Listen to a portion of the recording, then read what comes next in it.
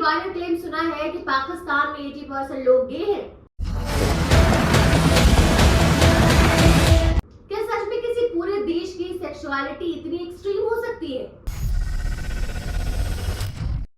और सबसे बड़ा सवाल, क्या हम सोशल मीडिया पर जो देखते हैं वो सच होता है या सिर्फ प्रोपेगेंडा?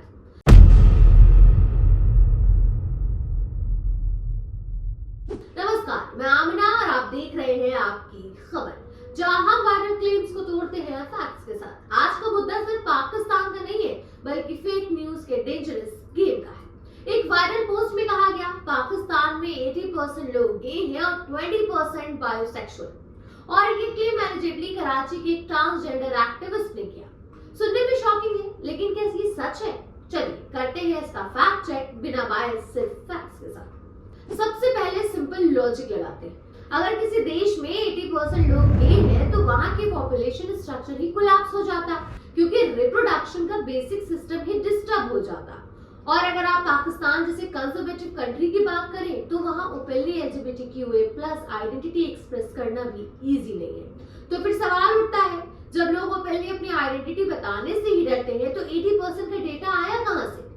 सच ये है कि world health organisation, united nation, इसमें से किसी भी ग्लोबल ऑर्गेनाइजेशन ने कभी भी ऐसा कोई डेटा पब्लिश ही नहीं किया। वर्ल्ड वाइड एस्टिमेट्स के हिसाब से LGBTQ पॉपुलेशन जनरली 2% से 10% के बीच होती है, कंट्री के हिसाब से वैरी करती है। 80% का नंबर कंप्लीटली अनरियलिस्टिक।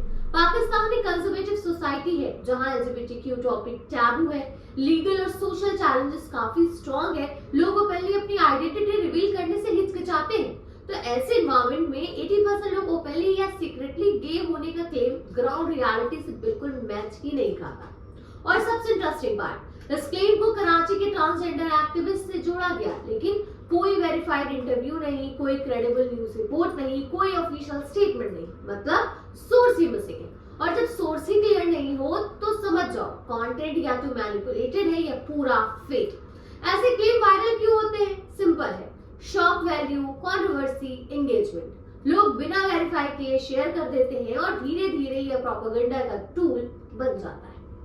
कभी किसी कंट्री को टारगेट करने के लिए, कभी किसी कम्युनिटी को रिडिक्यूल करने के लिए। अगली बार जब आप ऐसा कोई शॉकिंग क्लेम देखो, सोर्स चेक करो, क्या किसी रेप्यूटेड ऑर्गेनाइजेशन ने रिपोर्ट किया है, क्या डेटा लॉजिकली पॉसिबल लग रहा है। अगर इन तीनों में से कोई भी फेल हो तो समझ जाओ न्यूज नहीं, नरेटिव है।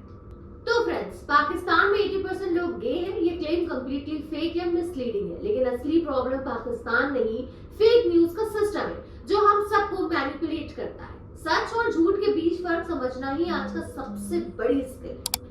अगर आपको ऐसी ही वायरल क्लेम्स को सच जानना है तो हमारे चैनल आपकी खबर को सब्सक्राइब कर लें। वीडियो पसंद आई हो तो लाइक, शेयर करिए और कमेंट बताइए आपने ऐसा कौन सा फेक क्लेम देखा है जो आपको शॉकिंग लगा। मिलते हैं नेक्स्ट वीडियो में, तब तक याद रखिए हर वायरल चीज सच नहीं होती।